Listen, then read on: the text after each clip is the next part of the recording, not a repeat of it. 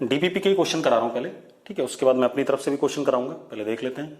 हमारे पास एक क्वेश्चन था, क्वेश्चन नंबर 4 किसी डीपीपी का था, देख लो जरा। उसमें क्या था, magnitude of A cross B is equal to A dot B. किसी बच्चे ने मुझसे पूछा, अब बताना क्या था हमें, एंगल बिटवीन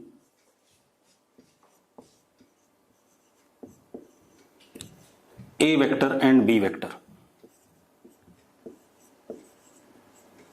ठीक है, सिंपल है। ए क्रॉस बी का मैग्नीट्यूड क्या होगा, ए का मैग्नीट्यूड, बी का मैग्नीट्यूड साइन थीटा, ये आएगा। और ए डॉट बी क्या आएगा, ए का मैग्नीट्यूड, बी का मैग्नीट्यूड कॉस थीटा। तो ए बी कट गया, tan theta is equal to what, 1। tan theta 1 आ गया, तो theta is equal to 45 degree, that is angle between A vector and B vector. ठीक है, इसके बाद इसी क्वेश्चन के कॉन्टिन्यूएशन में क्वेश्चन नंबर 5 था, वो क्या कह रहा था, अब आप हमें बता दीजिए magnitude of A vector plus B vector, इसी क्वेश्चन का पार्ट है। ठीक है, अब ए वेक्टर और बी वेक्टर का मैग्नीट्यूड, इन दोनों वेक्टर के बीच में एंगल कितना है, 45 डिग्री। तो देखो जरा क्या होगा magnitude, under root A square plus B square plus 2ab cos 45। हाँ या ना, तो कितना आ गया बेटा जरा देखो, under root A square plus B square plus 2ab cos 45 is 1/√2। 2 को √2 से काटेंगे तो यहां √2 आ जाएगा, तो कितना आ गया, under root A square plus B square plus √2ab, ये आ गया। ठीक है, इतनी बात, ये हो गए। मैं सारे क्वेश्चन कराऊंगा जो आप लोगों ने भेजे हैं, मैं सारे आज करा दूंगा। ठीक है, अब ये 2 क्वेश्चन हो गए। ठीक, अब जरा देखो आप लोग, ये 2 क्वेश्चन हो गए, तीसरा क्वेश्चन देखते हैं इसी में। तीसरा क्वेश्चन हमारे पास 7th क्वेश्चन था डीपीपी में, A vector is I cap plus J cap. ठीक है, B vector is J cap minus K cap. ठीक है, and C vector is A cross B, C vector is A cross B. ठीक है, इतनी बात। Find value of cos theta, ठीक है, where theta is angle made by C vector with Y axis. मतलब मुझे सी वेक्टर का Y axis का क्या चाहिए, डायरेक्शन को साइन चाहिए। ठीक है, चलो पहले हम सी वेक्टर निकाले तो सही। तो सी वेक्टर क्या हो गया बेटा हमारे पास, ए क्रॉस बी। तो ए लिखा हमने आई cap plus J cap cross जे कैप माइनस के कैप, ये लिख दिया हमने। अब क्रॉस प्रोडक्ट करते हैं, आई क्रॉस जे इज व्हाट, के कैप, आई क्रॉस के माइनस आई क्रॉस के। बेटा आई क्रॉस के क्या होता है, माइनस जे होता है, तो माइनस माइनस क्या हो जाएगा, प्लस। तो यहां क्या आ गया, प्लस जे कैप। फिर जे क्रॉस जे क्या होता है, 0। जे क्रॉस के क्या होता है, माइनस जे क्रॉस के। जे क्रॉस के इज व्हाट, आई। तो यहां क्या आ गया, आई कैप आ गया। तो सी वेक्टर हमारे पास क्या आ गया, माइनस आई cap plus J cap plus के कैप, ये हमारा सी वेक्टर आ गया। अब सी का मैग्नीट्यूड अंडर रूट -1 का स्क्वायर प्लस 1 का स्क्वायर प्लस 1 का स्क्वायर, तो सी का मैग्नीट्यूड आ गया √3। अब कॉस थीटा, ये वाई एक्सिस के साथ एंगल बन रहा है, क्या बन रहा है, वाई एक्सिस के साथ। ठीक है, इतनी बात। Cos theta is C Y upon C, यही पढ़ा हमने। अगर एक्स एक्सिस के साथ डायरेक्शन को साइन पूछता तो सी एक्स अपॉन सी, जेड एक्सिस के साथ पूछता तो सी जेड अपॉन सी। तो अब cos theta is equal to what is C Y की वैल्यू क्या है, 1 है, और सी की वैल्यू क्या है, √3 है। तो कॉस थीटा की वैल्यू क्या आ गई, 1/√3। क्लियर इतनी बात। अब अगला क्वेश्चन देखते हैं बेटा। अगला क्वेश्चन क्या हमारे पास, P vector is F1 vector plus F2 vector, ठीक है। Q vector is F1 vector minus F2 vector, ये दे रखा है हमें। वो कह रहा है F1 का मैग्नीट्यूड कितना है 3√2 और F2 का मैग्नीट्यूड 4√2, ये दे रखा हमें। Find value of under root P square plus Q square. अब बेटा देखो, if angle between F1 vector and F2 vector is theta, ठीक है, कितना है, थीटा की जगह हम ले लेते हैं बीटा। कितना एंगल है, बीटा है, क्योंकि वो क्यू मैं बार बार लिखता हूं, थीटा जैसे लिख जाता है, ठीक है। अब जरा देखो तो P का मैग्नीट्यूड क्या होगा, P is equal to under root F1 square plus F2 square plus 2F1 F2 cos theta, ये आएगा। तो P square is equal to F1 square plus F2 square plus 2F1 F2 cos theta. इसी तरीके से Q का magnitude, Q is equal to, क्योंकि difference है तो under root F1 square plus F2 square minus 2F1 F2 cos theta. जब difference होता था तो यही होता था, क्योंकि एंगल क्या हो जाता है 180 माइनस थीटा हो जाता है। अब Q square is equal to F1 square plus F2 square plus minus 2F1 F2 cos theta. अब अगर मैं इसको 1 और 2 को ऐड कर देता हूं, 1 प्लस 2, तो हमारे पास क्या आया, P square plus Q square is equal to twice F1 square plus F2 square, ठीक है। उसने बोला दोनों साइड अंडर रूट ले दो, क्योंकि under root P square plus Q square चाहिए। तो क्या हो गया, under root P square plus Q square is equal to under root 2F1 square plus F2 square. अब F1 F2 की वैल्यू डाल देते हैं, हमें पता है। तो क्या आ गया बेटा, अंडर रूट 2F1 स्क्वायर, कितना, F1 स्क्वायर इज 9 इंटू 2 कितना 18, F2 square is what 16 into 2 कितना 32, 18 प्लस 32 कितना 50, 50 इंटू 2 कितना 100, 100 का अंडर रूट कितना 10, तो ये कितना आ गया 10 आ गया आसानी से। क्लियर है इतनी बात, ये हमारे पास ये आ गया, ठीक है। अगला क्वेश्चन देखो बेटा, अगला क्वेश्चन बहुत सारे लोगों ने पूछा है, सबको डिमांड में है अगला क्वेश्चन, वो भी देख लेते हैं। अगला क्वेश्चन हमारे पास क्या है, हमारे पास A vector plus B vector plus C vector 0 दे रखा है। If A vector plus B vector plus C vector is equal to 0, तो मैं क्या कर सकता हूं, मैं इन तीनों वेक्टर्स को ट्राइंगल की साइड वेक्टर्स मान सकता हूं इन सेम साइक्लिक ऑर्डर, क्योंकि हमने पढ़ा था अगर तीन वेक्टर का सम 0 है तो उनको हम ट्राइंगल की क्या मान सकते हैं, साइड्स मान सकते हैं इन सेम साइक्लिक ऑर्डर, ठीक है। इतनी बात, तो जरा देखो, ये हमारे पास A वेक्टर हो गया,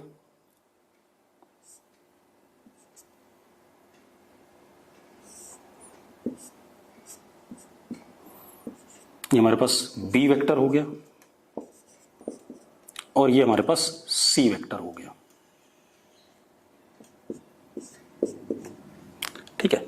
उसने एक और चीज दे रखी है, A और B के बीच में angle, angle between A vector and B vector is 150 degree. अब जरा देखो A और B के बीच में एंगल कौन सा होगा बेटा, ये इसका फाइनल है, ये इनिशियल है, तो कौन सा एंगल हो गया, ये बाहर वाला एंगल, हमने पढ़ा हुआ ट्राइंगल में हमेशा बाहर वाला एंगल होता है। ये कितना है 150 डिग्री, क्योंकि ये फाइनल है और ये इनिशियल है, तो ये एंगल बिटवीन टू वेक्टर नहीं हो सकता है। हम इस A को आगे बढ़ाएंगे यहां पर, तो A का इनिशियल आ जाएगा, B का इनिशियल, वो एंगल हो जाएगा 150 डिग्री, तो ये कितना हो गया बेटा 30 डिग्री। इसी तरीके से उसने दे रखा है angle between B vector and C vector is 120 degree. तो जरा देखते हैं, ये बी वेक्टर है, इसको आगे प्रोड्यूस करेंगे तो बी का इनिशियल हो जाएगा और ये सी का इनिशियल है, तो ये एंगल कितना दे रखा हमें 120 डिग्री। तो ये 120 तो बेटा ये कितना हो गया 60 डिग्री। अब जरा ध्यान से देखो, अगर ये 30 है ये 60 है तो ये कितना हो गया 90 हो गया या नहीं हो गया, कितना हो गया 90। अब हमसे पूछा क्या है, उसने पूछा है ए का मैग्नीट्यूड रेशो बी का मैग्नीट्यूड रेशो सी का मैग्नीट्यूड, इन तीनों मैग्नीट्यूड का रेशो पूछा है। ठीक, कोई बात नहीं। तो इसका लेंथ ए है, इसका बी है और इसका क्या है सी है। राइट एंगल ट्राइंगल है या नहीं है। अब जरा देखो, अब अगर ये राइट एंगल ट्राइंगल है तो cos 30 is what base upon hypotenuse, तो cos 30 is what a upon b। तो आप क्या लिख सकते हो √3/2 b is equal to what a लिख सकते हो या नहीं। इसी तरीके से sin 30 is perpendicular upon hypotenuse, तो कितना हो गया बेटा perpendicular is what c upon b।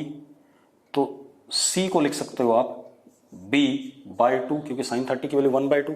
चलो अब यहां देखते हैं, a को हमने लिखा कितना √3b/2 is to b is to b/2 ऐसा लिख दिया हमने।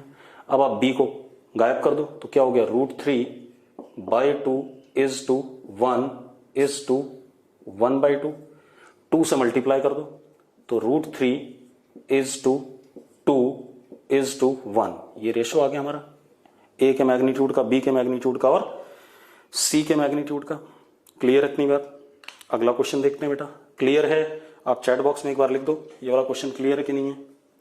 क्वेश्चन क्लियर कर देते हैं, कोई दिक्कत नहीं। देखो हमें क्वेश्चन क्या गिवन है, A vector plus B vector plus C vector is equal to 0। ठीक है, A vector plus B vector plus C vector is equal to 0।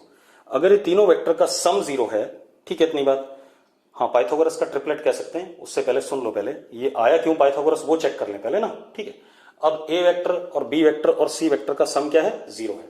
अगर इन तीनों वेक्टर का सम 0 है तो these 3 can be considered as sides of triangle in same cyclic order. ठीक है, इतनी बात कर लिया हमने, सेम साइक्लिक ऑर्डर में इन तीनों को साइड्स ले लिया। अब हमें दिया हुआ ए और बी के बीच में एंगल 150 है। बेटा ए वेक्टर है और ये बी वेक्टर है, तो ये एंगल तो हो नहीं सकता है। क्यों? क्योंकि ये फाइनल है और ये इनिशियल है। तो कौन सा एंगल होगा अगर मैं इस ए को आगे बढ़ा के यहां बनाऊं, तो ए का इनिशियल बी का इनिशियल, तो ये 150 एंगल आ गया ए और बी के बीच में। इसी तरीके से बी और सी के बीच में कितना एंगल दे रखा है 120 दे रखा है, ये आ गया, ये 120 आ गया। ठीक है इतनी बात। अब जरा देखो, ये 120 आ गया तो ये कितना बन गया 60। अब ये 60 ये 30, तो ये एक राइट एंगल ट्राइंगल बन गया कि नहीं बन गया। जब मुझे राइट एंगल ट्राइंगल दिख गया तो बहुत आसान है। अगर ये राइट एंगल ट्राइंगल दिखता है, इसकी लेंथ ए है, इसकी बी है, इसकी सी है, this is base, this is hypotenuse, this is perpendicular. तो मैंने क्या करा cos 30 is what a upon b, तो a को लिख दिया √3/2 b। sin 30 is what c upon b, तो c को लिखा b/2 लिख दिया हमने।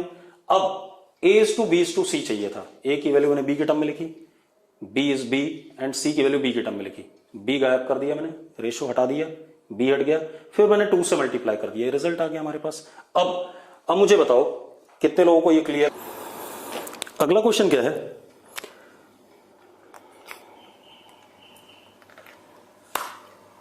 Resultant of 2 vectors one double the other in magnitude is perpendicular to smaller angle between 2 vectors. देखो क्वेश्चन क्या है, A vector plus B vector का रिजल्टेंट आर वेक्टर है। ठीक है इतनी बात।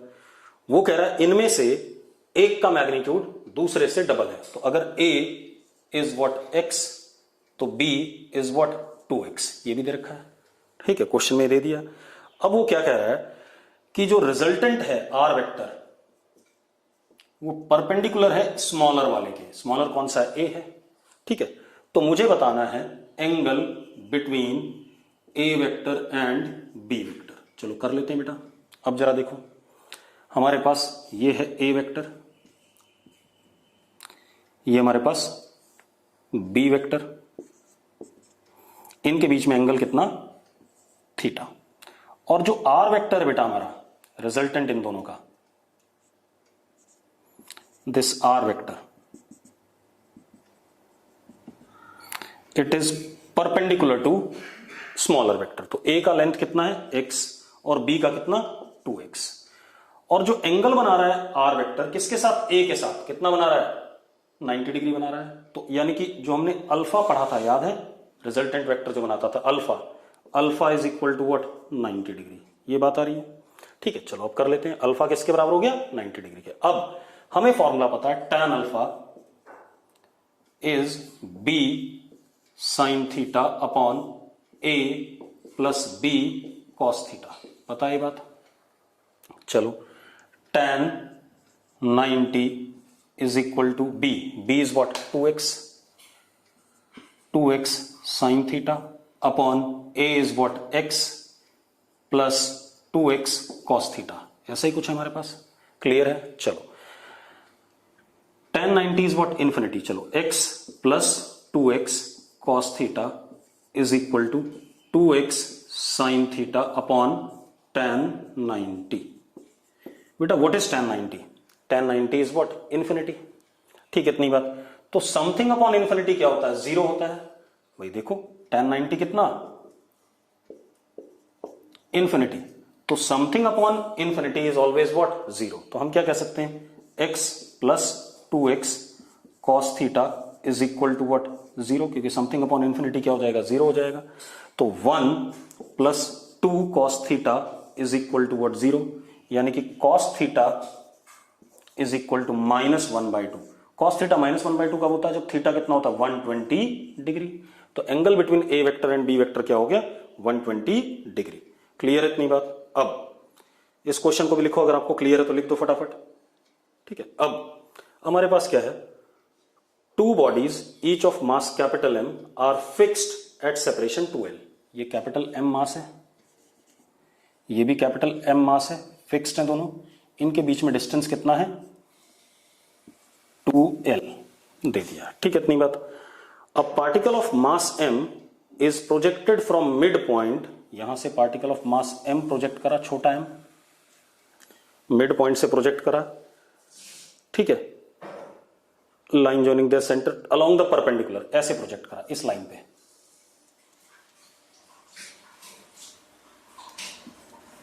ऐसे ऊपर की तरफ। ठीक है, इस लाइन पे हमने ऊपर की तरफ से प्रोजेक्ट करा।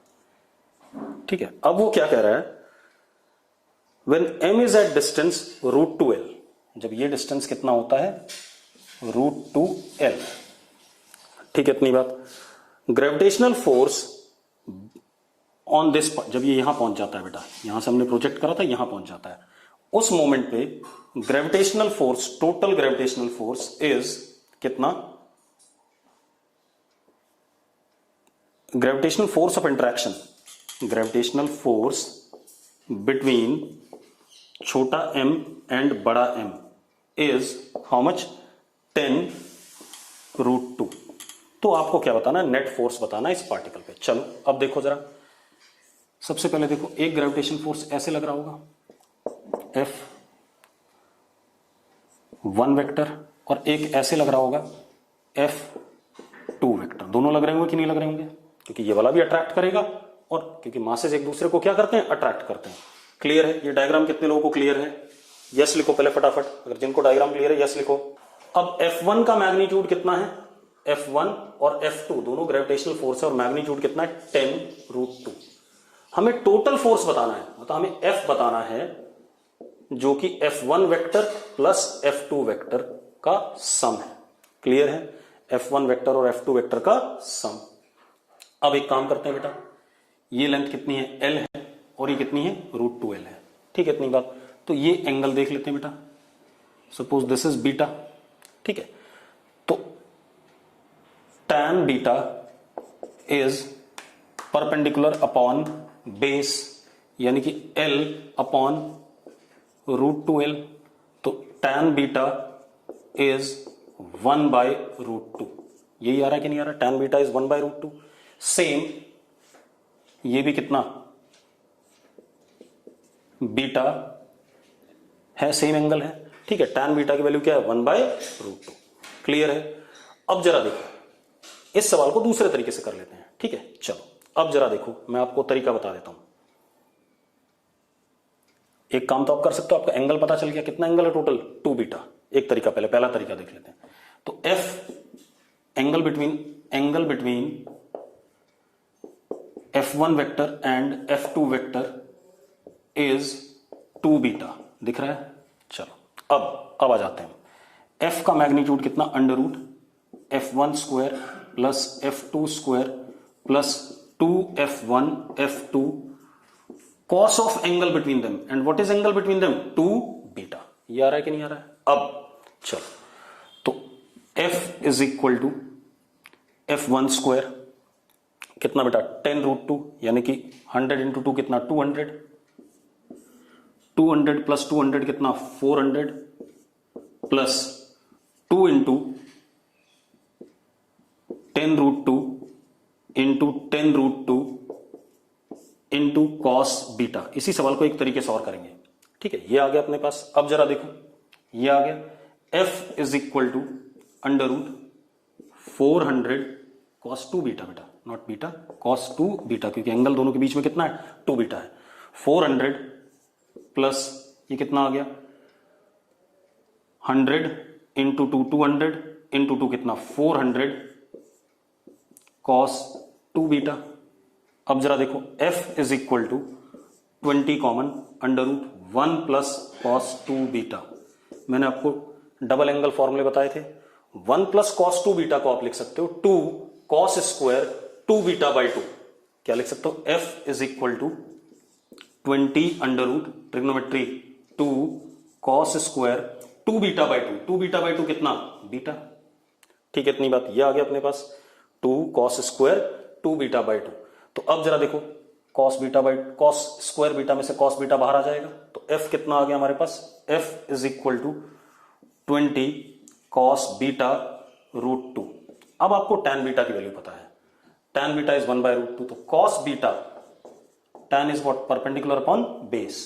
What is cos, cos is base upon hypotenuse, hypotenuse is what, under root 2 का स्क्वायर प्लस 1 का स्क्वायर, बेस का स्क्वायर प्लस परपेंडिकुलर का स्क्वायर। तो कितना हो गया, रूट 2 अपॉन 2 प्लस 1 कितना, 3। तो कितना हो गया, रूट 2 अपॉन रूट 3। तो F comes out to be 20 root 2 upon root 3 into root 2। तो बेटा कितना हो गया, रूट 2 इंटू रूट 2 कितना, 2 इंटू 20 कितना, 40, कितना आ गया, 40 बाय रूट 3।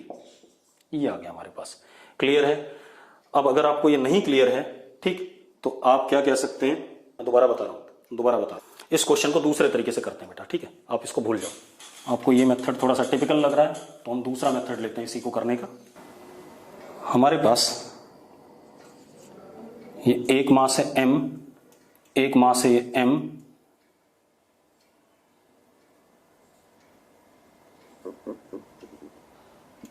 ये डिस्टेंस रूट 2 L, ये L, यहां पे M।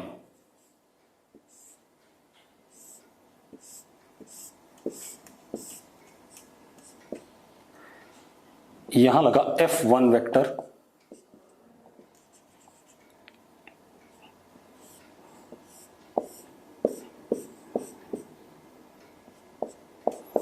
F2 vector.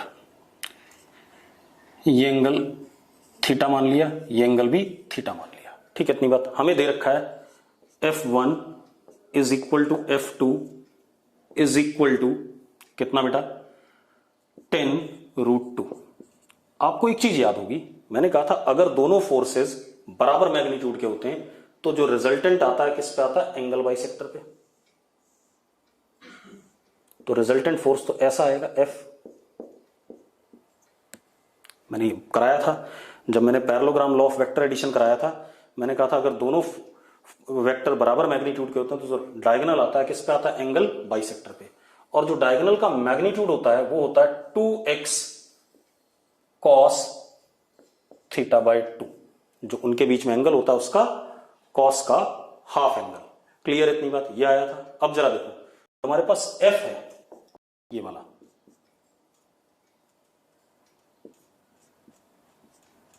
That is F1 plus F2, यही है या नहीं है, F1 plus F2।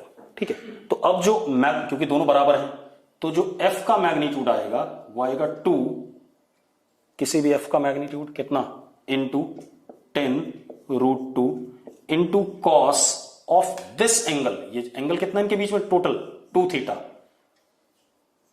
Theta by 2। According to formula ये आएगा, 2 से 2 कट गया। तो अब हमारे पास क्या आ गया, जरा देखो, f is equal to 2 into 10 20√2 cos theta. अब हमारा पर्पस क्या है, सिर्फ कॉस थीटा निकालना। तो एक बात बताओ, आपको बेस पता है कितना, सॉरी ये पता है l और ये पता है √2l, तो इसका लेंथ कितना हो जाएगा,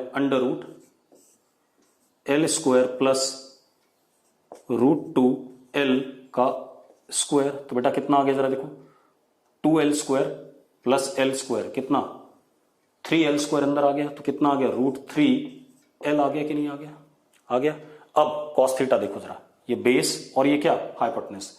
तो cos theta is √2l upon √3l, base upon hypotenuse, l से l कट गया आपका। कॉस थीटा की वैल्यू डाल दूं मैं यहां पर, तो f is equal to 20√2 into √2 by √3। तो बेटा कितना आ गया, जरा देखो, f is equal to 40 by √3। कितने लोगों को अब ये क्लियर है, जल्दी से बोलो। तो बेटा आएगा तो वही रिजल्ट तो नहीं बदलेगा, ठीक है, आंसर तो वही आना है, बस तरीका मैंने बदल दिया करने का, ठीक है। इतनी बात मैंने जो आपको पढ़ाया था, लास्ट स्टेप बेटा, ये फॉर्मूला तो क्लियर है। तो एंगल दोनों वेक्टर के बीच में क्या था, 2 थीटा, तो 2 थीटा बाय 2, क्योंकि यहां थीटा बाय 2 आ रहा था, तो यहां 2 थीटा बाय 2, तो ये कॉस थीटा आ गया। मैंने क्या करा, मुझे पता है ये लेंथ l है और ये कितनी, √2l है, तो एक राइट एंगल ट्राइंगल है, तो मैंने ये परपेंडिकुलर और ये बेस, तो अंडर रूट बेस का स्क्वायर प्लस परपेंडिकुलर का स्क्वायर क्या दे दिया मुझे, हाइपोटेनस। अब मुझे क्या चाहिए था, आंसर में क्या चाहिए था, cos theta. Cos theta is what, base upon hypotenuse, डाल दिया मैंने, फिर मैंने वैल्यू डाल दी यहां पर कॉस थीटा की, अपने आप आ गया।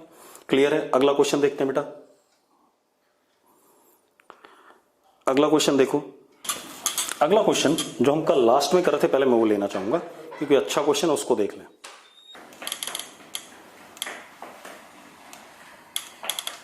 हमारे पास एक ये फोर्स है F3 वेक्टर, इसका मैग्नीट्यूड है, चलो मैं इधर बना देता हूं साइड में क्योंकि मुझे बहुत सारा करना है इसमें। F3 वेक्टर और इसका मैग्नीट्यूड F3 का 10।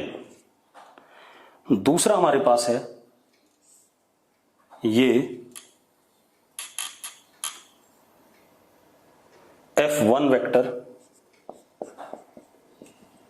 और F1 का मैग्नीट्यूड है 4, ठीक है, और ये एंगल हमें दे दिया गया 45 डिग्री। क्लियर है। ये तीसरा हमारे पास है F2 वेक्टर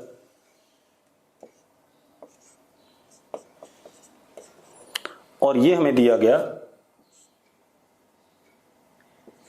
थीटा एंगल, तो ये अपने आप कितना हो गया, 180 माइनस थीटा हो गया, कोई बात नहीं, ये हमारे पास है, ठीक है।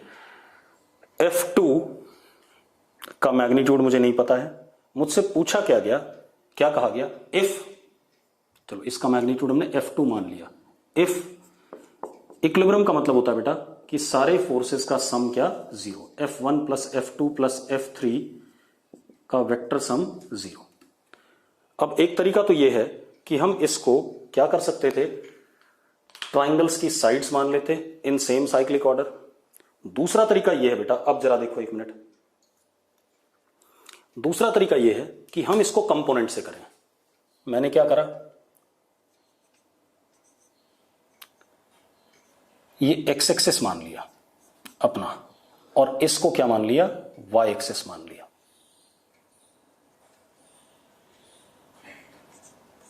ठीक है, कोई दिक्कत नहीं इसमें। अब जरा देखते हैं, दिस इज एक्स एक्सिस,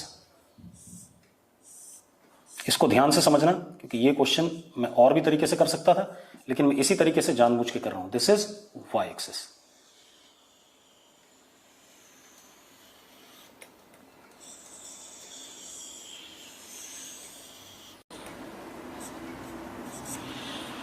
ठीक है, अब सबसे पहले हम सिर्फ F1 को देखें। किसको देखें, F1 को।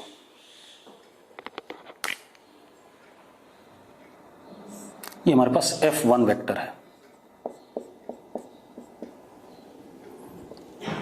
कितनी लेंथ है इसकी F1 की? 4, और ये एंगल कितना? 45 दे रखा है आपको। ठीक है, अब जरा देखो बेटा, अगर मैं इस लेंथ का प्रोजेक्शन लेता हूं इसके ऊपर,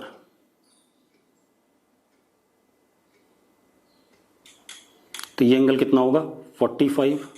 दिस वुड बी, ये लेंथ, ये वाली लेंथ कितनी होगी? F1x। कितनी होगी? F1x। अब जरा मुझे बताओ F1x कितना? F1x, देखो आप ट्रिग्नोमेट्री भी यूज कर सकते हो। मैंने यहां परपेंडिकुलर ड्रॉप किया है, करा है कि नहीं करा है? अब अगर मैंने यहां परपेंडिकुलर ड्रॉप करा है तो ये लेंथ हो गई बेस और ये क्या हो गया? हाइपोटेनस। तो सीधे हम F1x के लिए, F1x is base and F1 is what? Hypotenuse, is equal to what? cos 45।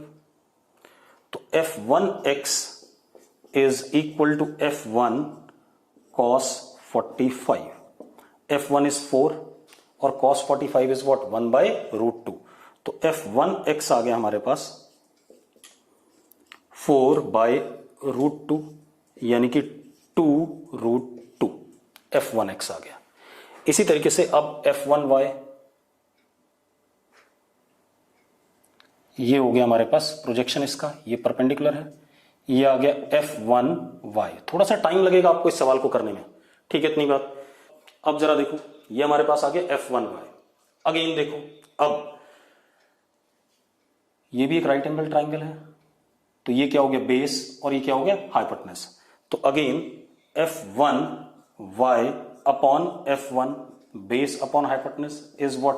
cos 45। इस वाले ट्राइंगल को देखो, इस वाले ट्राइंगल में ये हाइपोटेनस और ये बेस, ठीक है। तो again F1y is F1 cos 45। तो F1y इज इक्वल टू 4/√2, यानी कि 2√2। बेटा आपने कंपोनेंट ले लिया, तो ये हो गया 2√2, ये भी हो गया कितना? 2√2। अब इस फोर्स का कोई काम नहीं है क्योंकि इसके हमने दोनों कंपोनेंट ले लिए। क्लियर? इसको गायब कर दो आप। तो F1y ब्लैक वाला, इतनी लेंथ, ये F1y इज 2√2, और ये ब्लैक वाला F1x कितना? 2√2 बना दिया हमने, ठीक है। F3 नीचे की तरफ है, कितना है बेटा? F3 नीचे की तरफ है, और कितना है? 10 है। This is F3 length and it is 10। Clear? अब आ जाए हम F2 पे। F2 को देखते हैं बेटा।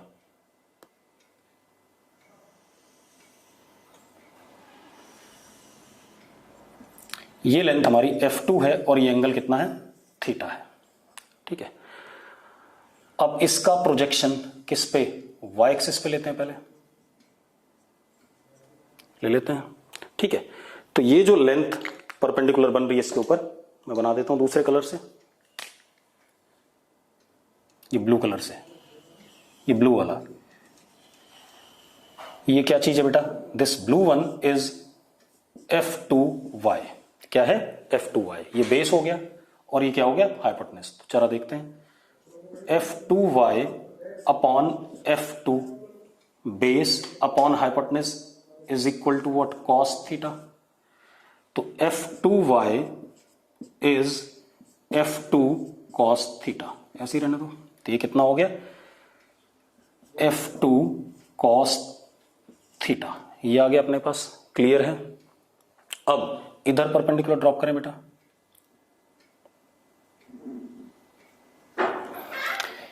ये लेंथ हमारा क्या हो गया? F2 का component on what? x axis, और ये एंगल कितना बेटा? 90 माइनस थीटा, ठीक है, इतनी बात। अब जरा देखो, अब क्या कहानी है? ये बेस और ये अगेन क्या? हाइपोटेनस, और एंगल कितना? 90 माइनस थीटा। तो cos 90 minus theta is equal to F2x base upon hypotenuse. अब ये कितना होता है? साइन थीटा होता है। तो F2x is F2 sine theta. तो ये कितना हो गया? F2 sine theta. ये कहानी आ गई, इतना बना लिया। अब हमें F2 की भी जरूरत नहीं है क्योंकि F2 के भी हमने कंपोनेंट ले लिए बेटा। ये है, ठीक है। अब मैं डायग्राम दूसरा बनाना चाहूंगा, इतना बन गया। अब थोड़ा सा डायग्राम और बदलते हैं, मिटा दूं इसे, इधर मिटाना पड़ेगा मुझे, अगर मिटाने की इजाजत है तो मिटा देता हूं क्योंकि आपको रिकॉर्डेड लेक्चर तो मिल ही जाएगा। अब मैं बाकी सब मिटा दूंगा, सिर्फ इस डायग्राम को रहने दूंगा, ठीक है। अब जरा देखो, आप और भी तरीका है इसको सॉल्व करने का, लेकिन मैं आपको लंबे मेथड से जानबूझ के ले जा रहा हूं ताकि आपको क्लियर हो जाए क्या कहानी है। अब जरा देखो, इधर की तरफ इस पार्टिकल पे फोर्स 2√2 लग रहा है, इधर की तरफ F2 साइन थीटा लग रहा है, इधर की तरफ 2√2 प्लस F2 कॉस थीटा लग रहा है ऊपर की तरफ, और नीचे क्या लग रहा है 10 लग रहा है, ठीक है। इतनी बात। और टोटल फोर्सेस का सम क्या है 0 है। तो अब जरा देखो, दोबारा से बना लेते हैं। This is X axis,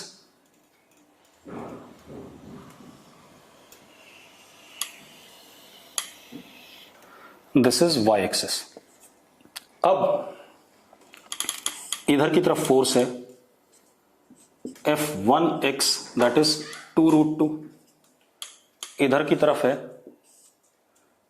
F2x that is F2 sine theta.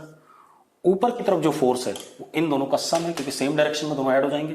कितना हो गया 2√2 प्लस F2 कॉस थीटा, और नीचे की तरफ कितना 10।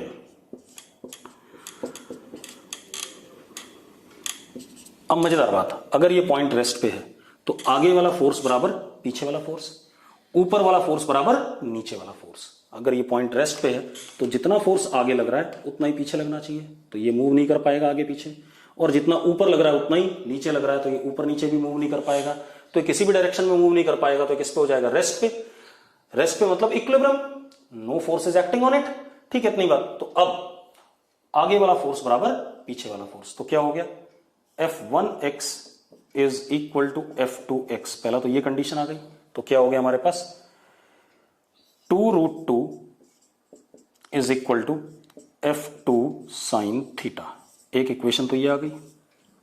दूसरा, ऊपर वाला फोर्स बराबर नीचे वाला, मतलब 2√2 plus F2 cos theta is equal to 10। ये आ गया हमारे पास। अब हम एक काम करते हैं, इसको उधर भेज दें, तो F2 cos theta is equal to 10 minus 2√2, ऐसा लिख सकते हैं, लिख सकते हैं। ये इक्वेशन 2 हो गया हमारे पास। अब मुझे एक ऑप्शन मेरा था कि मुझे क्या बताना था, एंगल बताना था, थीटा बताना था, tan थीटा, ठीक है। एक में तो मुझे tan थीटा बताना, तो मैं क्या करता हूं 1 डिवाइडेड बाय 2 करता हूं, तो दिस डिवाइडेड बाय दिस, तो F2 sine theta upon F2 cos theta, तो F2 sine theta upon F2 cos theta is equal to 2√2 upon 10 minus 2√2। जरा देखो F2 से F2 कट गया, तो tan theta comes out to be, option check कर लें क्या बनाया इन्होंने, tan theta is equal to, देखो 2 से 2 भी कट जाएगा तो कितना आ जाएगा, tan theta is √2 upon 5 minus √2। ये tan थीटा आ गया, एक ऑप्शन ये आ गया। दूसरा इन्होंने F2, एक ऑप्शन है F2 sine theta, F2 sine theta is 2√2, ये भी करेक्ट है। एक ऑप्शन ये भी करेक्ट हो गया, 2 हो गए, ठीक है। F2 cos theta, F2 cos theta हमने निकाला कहीं, F2 कॉस थीटा ये रहा बेटा, ठीक है। इतनी बात।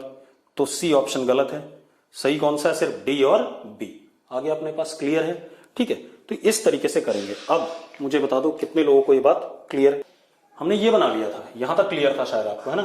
फिर मैंने क्या कहा, आप ऐसे देखो, ये एक्स एक्सिस है, ठीक है, इस पे इधर की तरफ फोर्स F1x, इधर की तरफ F2x, इधर की तरफ ये फोर्स और ये फोर्स, और नीचे ये फोर्स। अगर ये पॉइंट पे फोर्स 0 है तो मैं कह रहा था, देखो इधर वाला फोर्स इतना, इधर वाला इतना, ऊपर वाले दोनों फोर्स ऐड हो जाएंगे, सेम डायरेक्शन में है, नीचे इतना। अगर ये पॉइंट पे फोर्स 0 है तो आगे वाला फोर्स बराबर क्या, पीछे वाला फोर्स, ऊपर वाला फोर्स बराबर क्या, नीचे वाला फोर्स। अब जरा देखो, मैं दोबारा लिख देता हूं, कोई बात नहीं। ये हमने क्या करा, ऊपर वाले दोनों फोर्सेस एक डायरेक्शन में ऐड हो गए, इधर यही फोर्स था, इधर ये फोर्स था, इधर ये था। अब अगर ये पॉइंट पे फोर्स नहीं है तो मैं क्या कह रहा हूं, अगर इस पॉइंट पे फोर्स नहीं है तो आगे वाला फोर्स बराबर पीछे वाला फोर्स, और आगे वाला और पीछे वाला बराबर है तो ये आगे पीछे नहीं मूव करेगा। ऊपर वाला फोर्स बराबर नीचे वाला फोर्स, तो ये पॉइंट ऊपर नीचे भी मूव नहीं करेगा, तो नेट फोर्स इस पे क्या हो गया, 0 हो गया। ठीक है, तो अब कर लेते हैं। तो इस पॉइंट पे मैं क्या कह रहा हूं, इधर वाला फोर्स इधर वाले के बराबर, इधर वाला फोर्स इधर वाले के बराबर। अगर ऐसा है तो ऑब्वियस सी बात है, अपने आप इस पॉइंट पर नेट फोर्स क्या हो गया, 0। और यही रिक्वायरमेंट थी हमारी कि इस पॉइंट पर नेट फोर्स क्या होना चाहिए, 0। चलो कर लेते हैं। अब क्या कहानी बेटा, F1x इधर वाला फोर्स बराबर उधर वाला, F1x is equal to F2x। तो यहां से क्या मिला हमें, F1x 2√2 is equal to F2 sine theta. मिल गया कि नहीं मिल गया, एक इक्वेशन। दूसरा, नीचे वाला फोर्स बराबर ऊपर वाला फोर्स, तो नीचे वाला कितना बेटा, 10 is equal to 2√2 plus F2 cos theta. तो जरा देखो, 10 minus 2√2 is equal to F2 cos theta, यार अपने पास सेकंड इक्वेशन। अब मुझे अगर मैं 1 डिवाइडेड बाई 2 करूं, 1 डिवाइडेड बाई 2 करूं, ठीक है, इतनी बात, दिस डिवाइडेड बाय दिस, तो क्या हो जाएगा जरा देखो, F2 sine theta upon F2 cos theta is equal to 2√2 upon 10 minus 2√2, ये आ जाएगा। F2 से F2 कट रहा है कि नहीं कट रहा हमारे पास, तो क्या आ गया, tan theta is equal to 2 से कट जाएगा, तो कितना आ जाएगा, √2 अपॉन 5 माइनस √2। अब अपने ऑप्शन देखो, पहला ऑप्शन गलत है, दूसरा option F2 sine theta is equal to 2√2 correct है दूसरा ऑप्शन। तीसरा option F2 cos theta is 2√2, नहीं गलत बात है। चौथा option tan theta is √2 upon 5, चौथा भी गलत है बेटा, क्योंकि चौथे में भी ऐसा नहीं आ रहा है। या आप एक बार रेशनलाइज करके देख लो, क्या पता आ रहा हूं, नहीं रहने दो, ठीक है। तो आप चेक कर लो कौन कौन से आंसर आपके करेक्ट है, ठीक है, इतनी बात। अब और क्वेश्चन देखते हैं बेटा, ठीक है, इतना हो गया हमारे पास। अब एक और क्वेश्चन भेजा किसी बच्चे ने, ये क्लियर है। अब आ जाओ हम राइट हैंड स्क्रू रूल की बात कर लें। किसी बच्चे का बड़ा डिमांड है कि राइट हैंड स्क्रू रूल समझा दो मुझे, तो समझा देते हैं बेटा दोबारा से। इस टाइप के क्वेश्चन आज आपको डीपीपी में और दे दिए जाएंगे, ठीक है, आप उनको करेंगे। और शॉर्टकट भी मैं बताऊंगा। शॉर्टकट कब बताऊंगा, जब मैं डीपीपी का सॉल्यूशन दूंगा, ठीक है, इतनी बात। तो अभी तो मैंने आपको प्रॉपर तरीके से कराया है, शॉर्टकट आपको डीपीपी के सॉल्यूशन में दे दिया जाएगा, ठीक। अब राइट हैंड स्क्रू रूल बेटा, जैसे ये ए वेक्टर है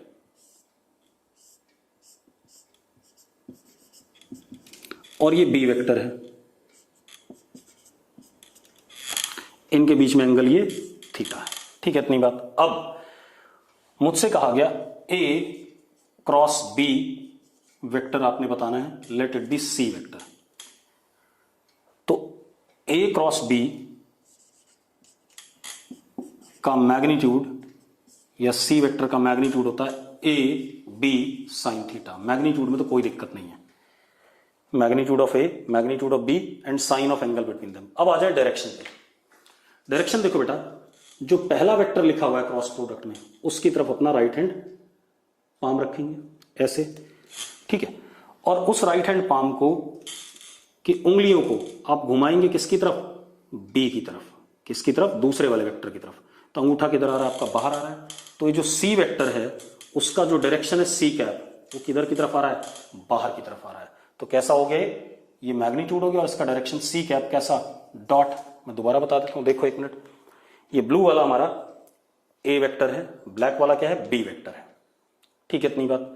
अब ब्लू वाले की तरफ आपने क्या रखा, ए वेक्टर की तरफ राइट हैंड पाम रखा और उसको घुमाया किसकी तरफ, बी की तरफ, ब्लैक वाले की तरफ, ठीक है, इतनी बात। अंगूठा किधर जा रहा है आपका, बाहर की तरफ। तो आपका जो रिजल्टेंट वेक्टर है किधर की तरफ डायरेक्टेड है, बाहर की तरफ। यही हमारा क्या है, क्रॉस प्रोडक्ट के डायरेक्शन का रूल है। अगर बी क्रॉस ए होता तो बी की तरफ में राइट हैंड पाम रखता और किसकी तरफ घुमाता, ए की तरफ। तो अंगूठा किधर आ रहा है, अंदर आ रहा है, तो अंदर की तरफ क्या हो जाता, माइनस सी कैप, क्योंकि बाहर की तरफ हमने क्या लिया, प्लस सी कैप। क्लियर है। तो this is simply what, right hand screw rule, ठीक है। अब अब एक बच्चे ने क्वेश्चन पूछा मुझसे कि एक पार्टिकल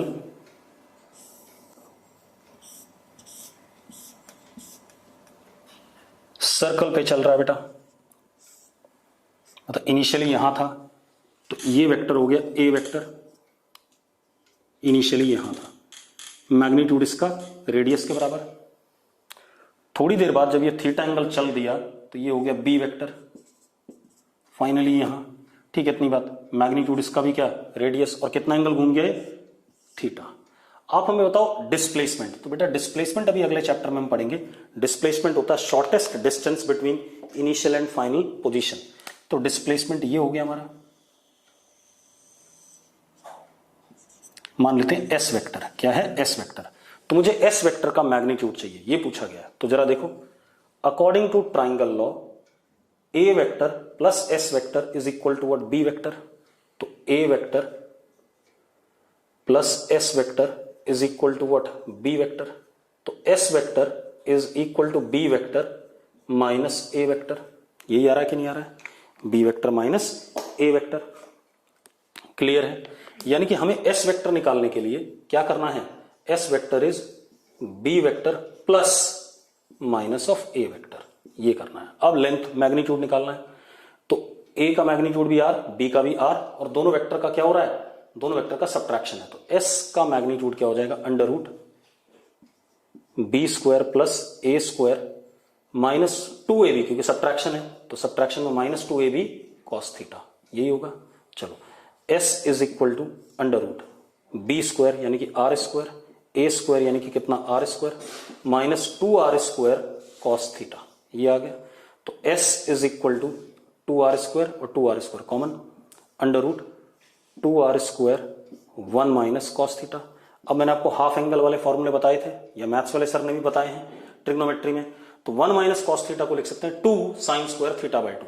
तो S can be written as under root 2r square into 2 sine square theta by 2। अब जरा देखो, s is equal to 2 into 2, तो 2 बाहर आ गया, r स्क्वायर का r बाहर आ गया, साइन स्क्वायर थीटा बाय 2 का साइन थीटा बाय 2 बाहर आ गया। ये हमारा क्या आ गया, डिस्प्लेसमेंट वेक्टर आ गया। क्लियर है इतनी बात?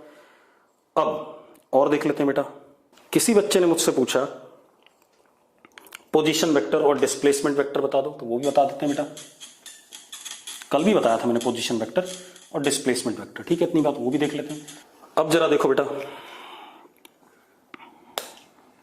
पोजीशन वेक्टर, जैसे ये ओरिजिन है, स्पेस में एक्स कोऑर्डिनेट भी है, वाई भी है, जेड भी है, और ये पॉइंट हमारा ए के कोऑर्डिनेट है जैसे दे रखा है -3,4,5।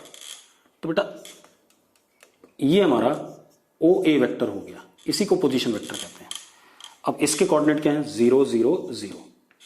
तो अब ओ ए वेक्टर जो इसकी एक्स में लेंथ है कितनी है, -3 है, क्योंकि -3 -0 कितना, -3 आई कैप। वाई में कितनी है, 4 -0 4 आ गया, प्लस 4 जे कैप, 5 -0 कितना, 5 के कैप। पोजीशन वेक्टर आपको सिंपली ऐसे लिखना है, ओरिजिन से जो एक्स वाई जेड कोऑर्डिनेट है, एक्स आई कैप प्लस वाई जे कैप प्लस जेड के कैप, सिंपल, ठीक है इतनी बात। अब एक बच्चे का डाउट है, डिस्प्लेसमेंट वेक्टर बता दो।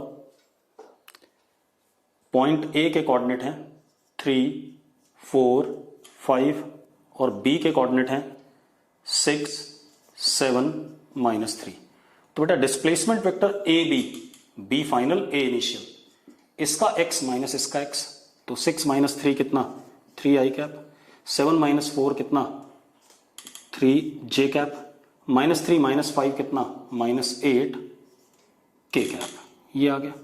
अब अगर आपको इसका मैग्नीट्यूड चाहिए ए बी का, तो क्या हो जाएगा, under root this square plus this square plus this का square, 3 square plus 3 square plus -8 का स्क्वायर। सिंपल, सॉल्व कर लो, आ जाएगा आपके पास। क्लियर है?